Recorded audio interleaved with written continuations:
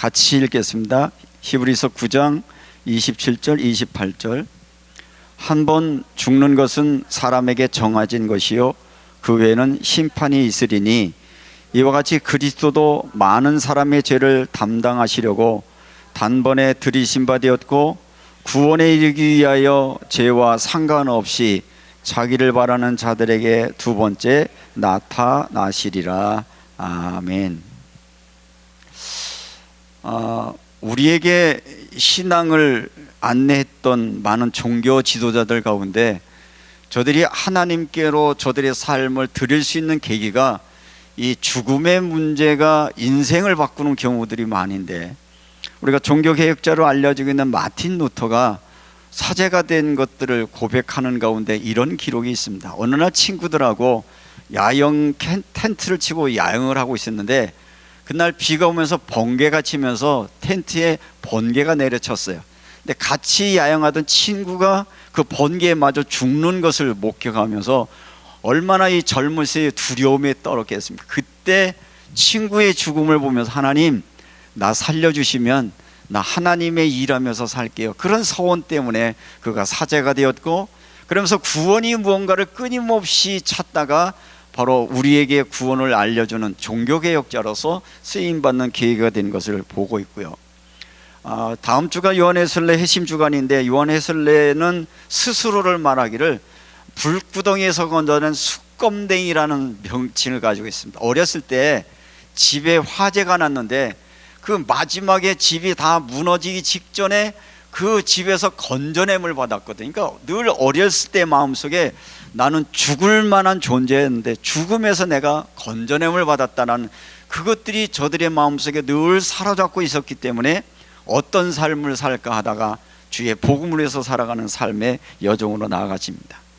사실은 죽음이라고 하는 게 우리에게 늘 가까이 있지만 이걸 우리가 직접적으로 경험하는 것들이 적기 때문에, 다른 사람의 간접적인 죽음이기 때문에 죽음의 문제가 내 앞에 오고 있음에도 불구하고 외면하거나 도피하거나 우리의 생각 속에 그 죽음이라는 단어를 떠오르지 않게 되어지는데, 저는 이번 한 주간 윤명수 권사 장례식을 마치고 한 주간 묵상을 하다가 오늘 본문의 말씀을 통해서 이 땅에 우리의 삶은 하나님의 시간표 안에 있는 삶인데 결국은 삶과 죽음의 주권이 하나님의 손에 달려있다라는 의미에서 오늘 이 설교의 제목을 하나님의 시간표라고 하는 제목으로 삶과 죽음의 문제를 여러분과 함께 말씀 가운데 좀 나눠보려고 합니다.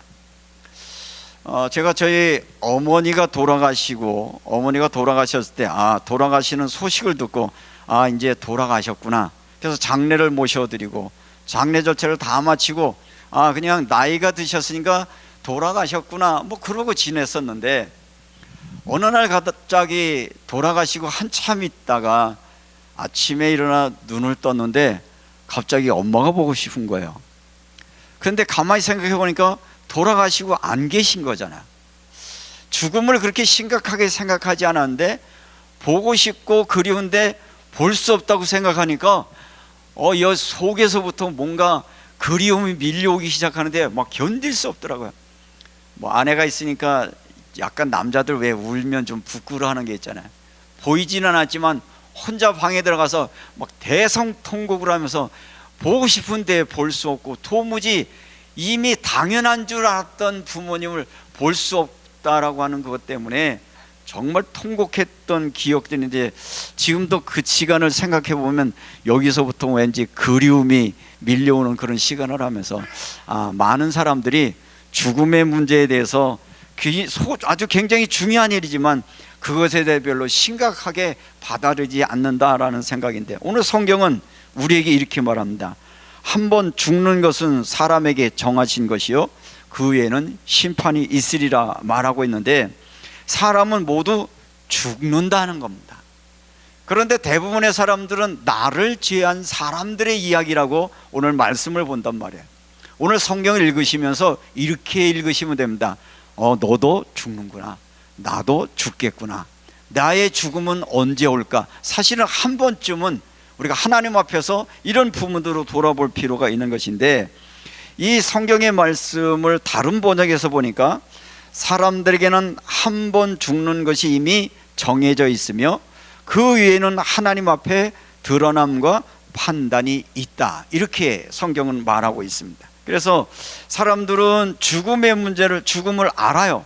그러나 죽음의 문제를 생각하지 않으려고 합니다. 왜냐하면 죽음을 말하면 왠지 마음이 불편해지고 피하려고 하는 마음이 생겨지고, 저 죽음은 남의 이야기처럼 느껴지지만 정말 이 죽음이 실제 여러분의 문제라면 여러분들은 이 죽음의 문제 앞에서 어떻게 생각하고 어떤 삶을 살아갈 것인가를 한번 돌아봐야 된다는 것입니다. 오히려 우리는 이 죽음의 문제를 외면할 것이 아니라 죽음을 기억하고 직시하게 되어지면 우리의 삶이 달라질 수 있는 거예요. 오늘 제가 여러분에게 말씀을 드리려고 하는 것은 여러분들이 죽는다라고 하는 공포를 조장하려는 게 아니라, 누군가에게 모든 죽음은 시간편에 올 것이지만 우리에게 남겨진 시간을 그러면 믿음 가진 사람들이 어떻게 살아가는 것이 신앙인의 삶인가 하는 것들을 여러분과 함께 나누려고 합니다. 그래서 오늘 성경은 우리에게 이렇게 말합니다.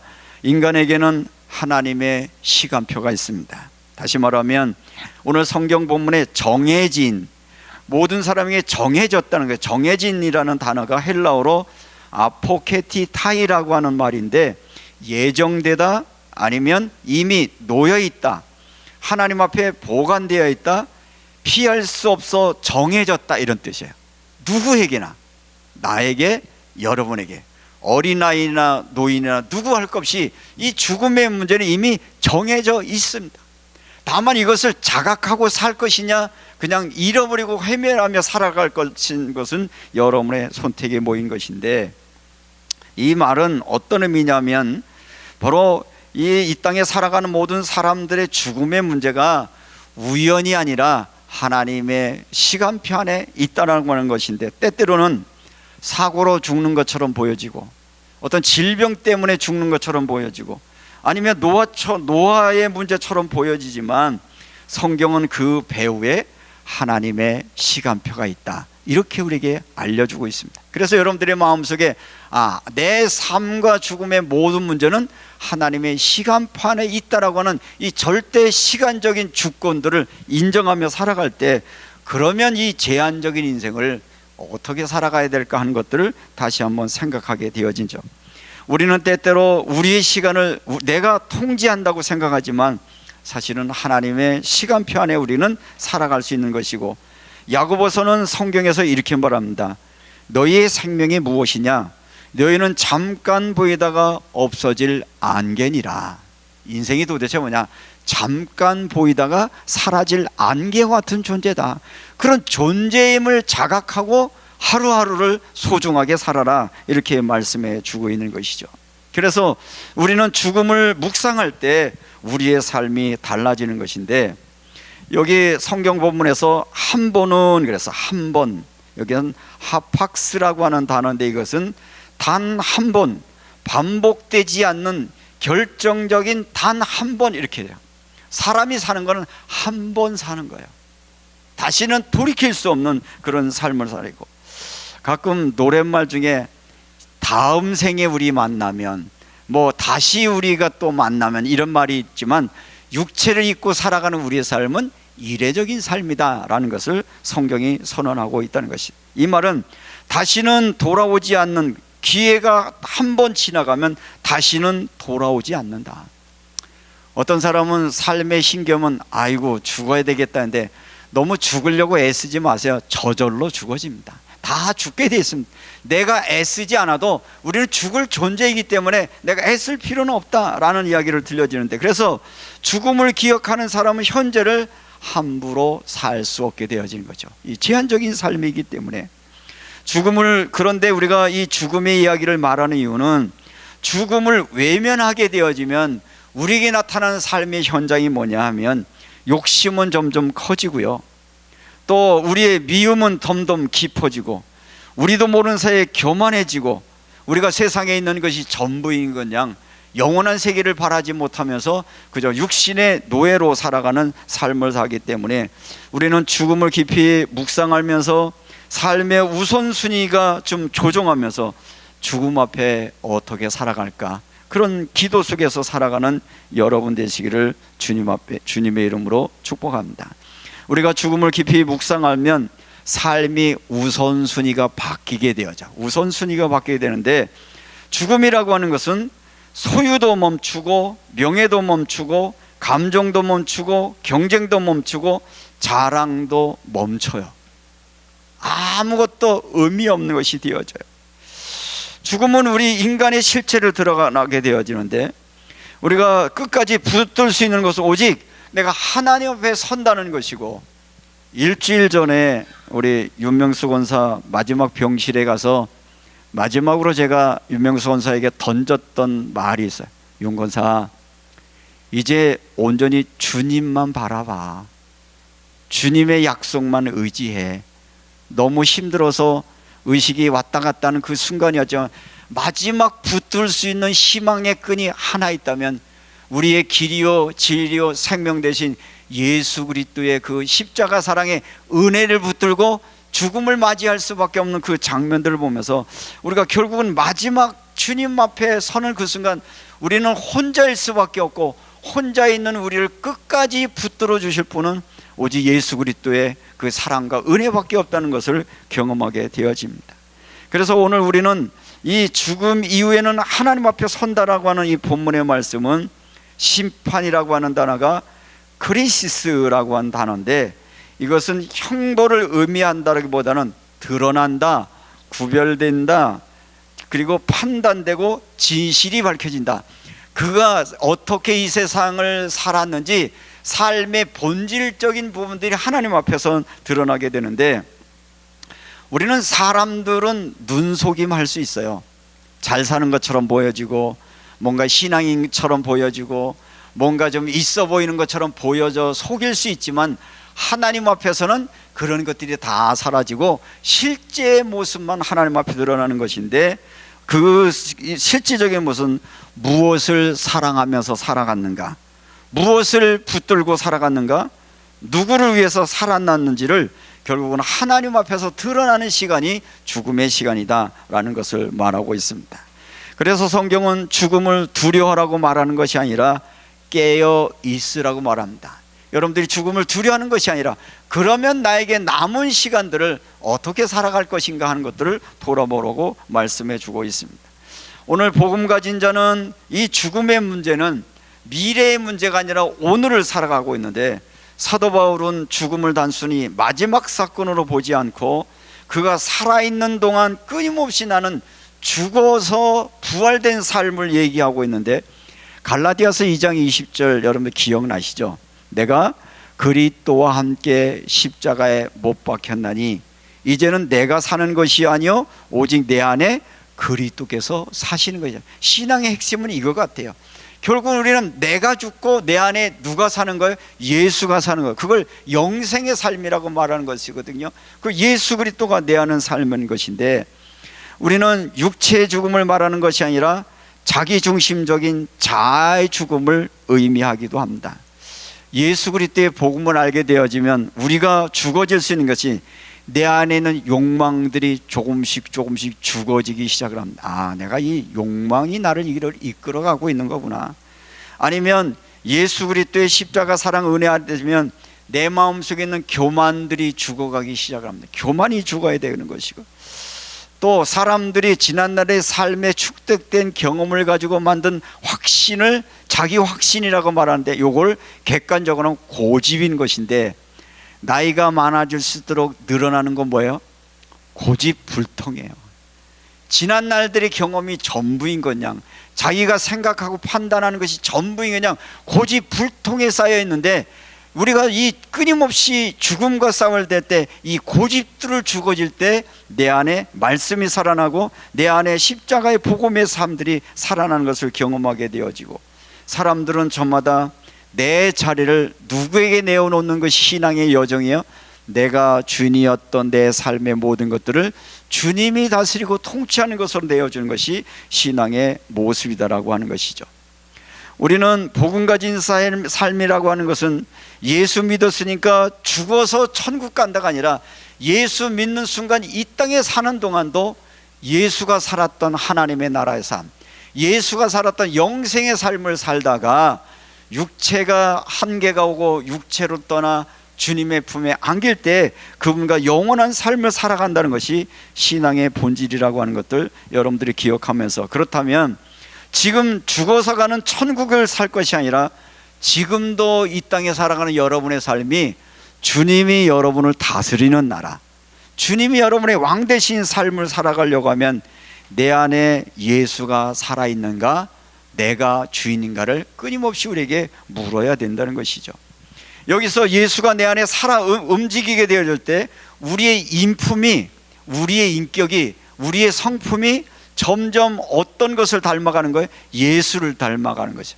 예수 안에 있는 성령의 열매들을 닮아가는 삶의 과정들이 되어지고, 이 성령의 열매는 결국은 우리의 생각과 감정 안에 있는 것인데, 그래서 그리스도인들은 죽음을 기다리는 사람이 아니라 영원한 삶을 기다리는 것이다. 이 땅에서는 완성할 수 없지만 주님의 품에 안겨서 영원히 주님과 동행하는 영원한 나라를 소망하는 것이 우리의 신앙의 삶이라고 하는 것입니다.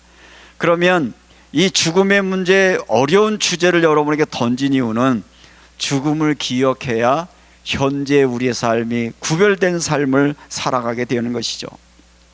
죽음을 인식하는 사람은 현재를 소중하게 여깁니다. 왜냐하면 내게 주어진 시간이 영원하지 않기 때문에 그래요. 그래서 매일매일 예배할 때 오늘 예배가 소중한 거예요. 우리 자칫하면 오늘 예배 하나님의 은혜 내게 임하지 않으면 다음 예배 또 뭐 하지? 아니요, 오늘이 여러분이 마지막 생애 예배라는 마음으로 하나님 앞에 서는 것이 우리의 예배에 참석하는 자리예요. 왜냐하면 아무리 서고 싶어도 우리 육체의 생명이 끝나면 이곳에 예배할 수 없는 것이기 때문에 그렇단 말이죠. 오늘 예배가 소중해지는 것이고, 오늘 예배가 소중한 것뿐만 아니라 오늘 여러분이 드린 기도가 소중하고, 오늘 여러분과 만났던 사람들과 나누었던 이야기, 제가 계속 설교하면서 머리에 떠오르는 생각이 마지막 내가 나눴던 대화만 떠오르는 거예요. 그게 마지막 대화였는데, 그게 마지막 만남이었는데,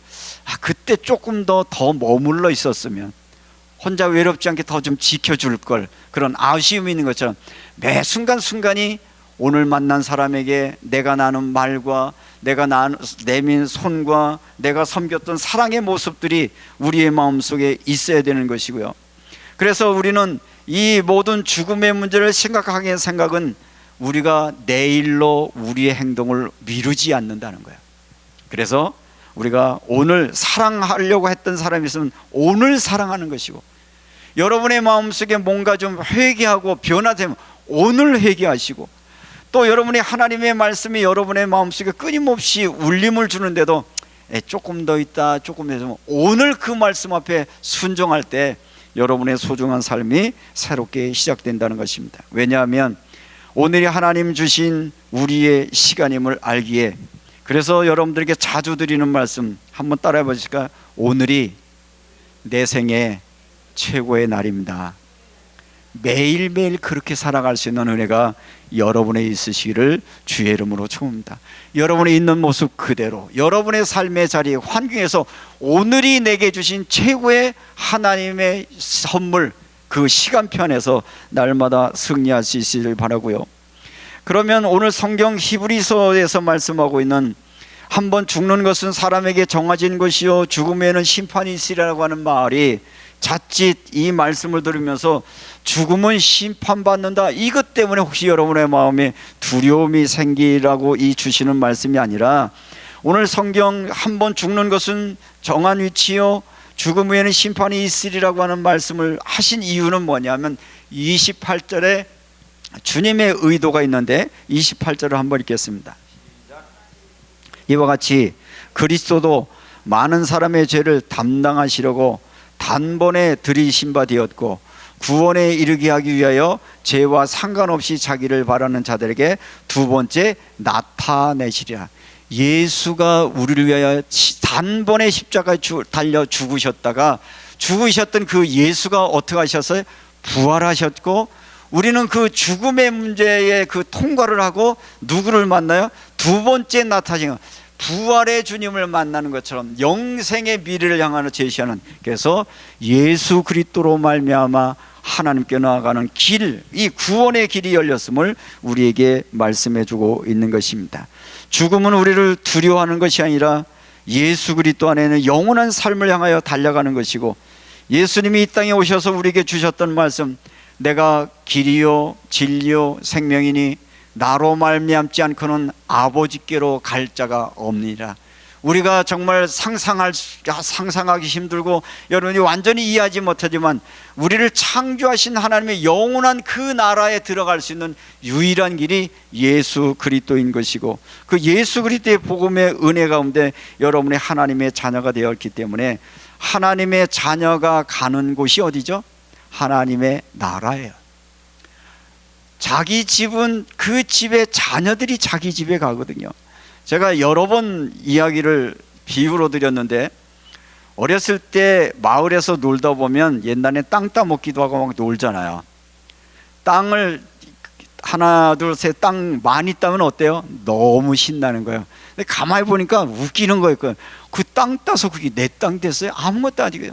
해가 니웃니웃 지면 집집마다 불러요. 야 종복아, 그러면 누가 부르는 거예요? 우리 어머니가 부르면 그 집에는 나만 가는 거예요. 왜? 내가 그 집의 자녀이기 때문에 그 집에 가는 거거든요.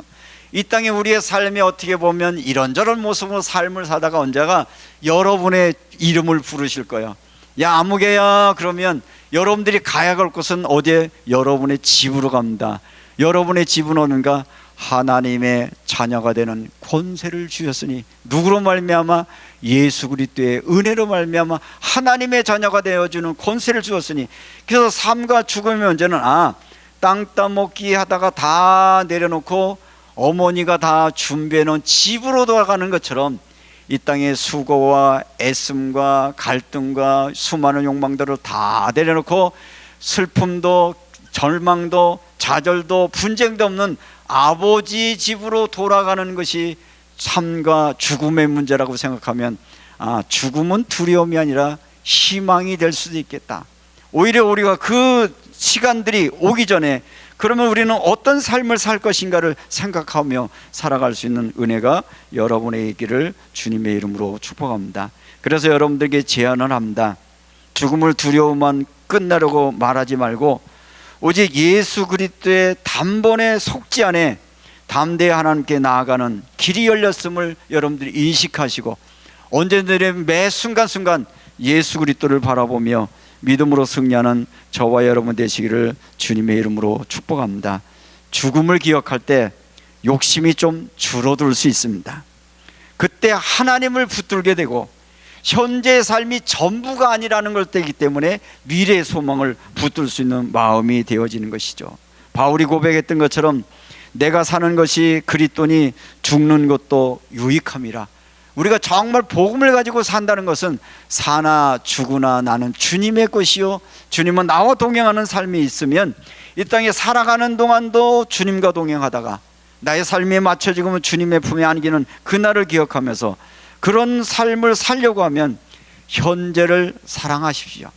기양이 한번 살아가는 삶 사랑하면서 살아가십시오. 누군가에게 도움되는 사람으로 살고 유익한 자로 살아갈 수 있는 그런 은혜가 여러분의 있기를 주님의 이름으로 축복합니다.